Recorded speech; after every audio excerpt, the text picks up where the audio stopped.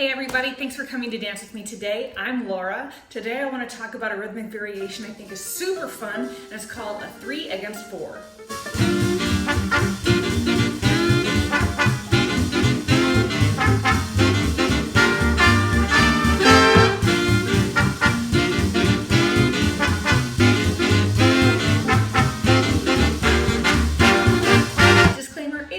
Different name. I thought it was called a hemiola for a while, but I talked to some musician friends and it sounds like it's probably not called that. So if you know what it is, let me know. I love learning. Anyhow, so what is 3 against 4? Well, the music we dance to is in this thing called 4/4 time, which basically means there are 4 beats per measure or bar, and the bars are what the musicians see. If you put 2 of those together, you get 8. So if we put it with the song, exactly like you, we have, I know why I've waited.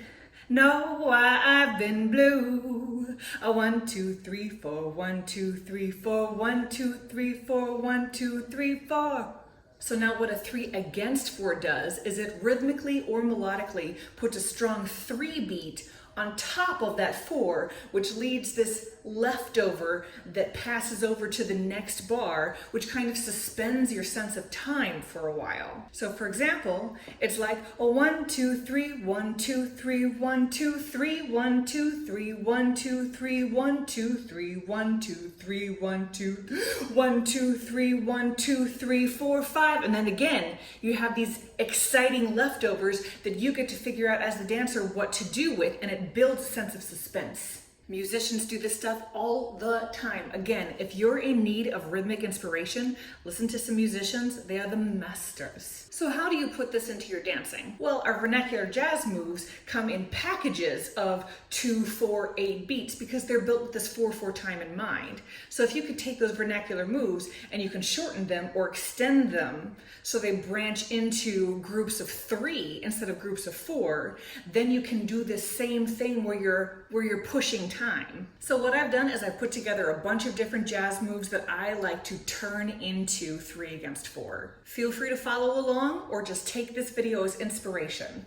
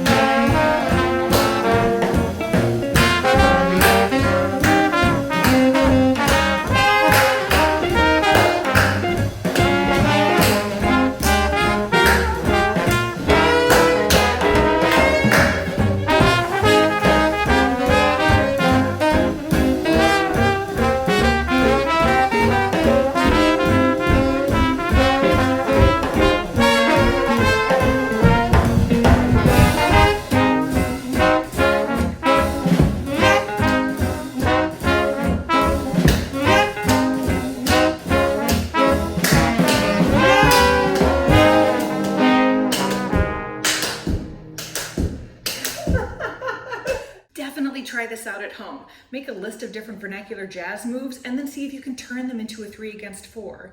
And then see if you can play with how fast that 3 against 4 moves. For example, it doesn't just have to be on the beat. 1, 2, 3, 1, 2, 3, 1, 2, 3. It can be on the half beat as well. 1, 2, 3, 1, 2, 3, 1, 2, 3, 1, 2, 3, 1, 2, 3, 1, 2, 3, 1. You can also leave out one of the beats. For example, you have 2, 3, 2, 3, 2, 3, 2, 3, 2, 3.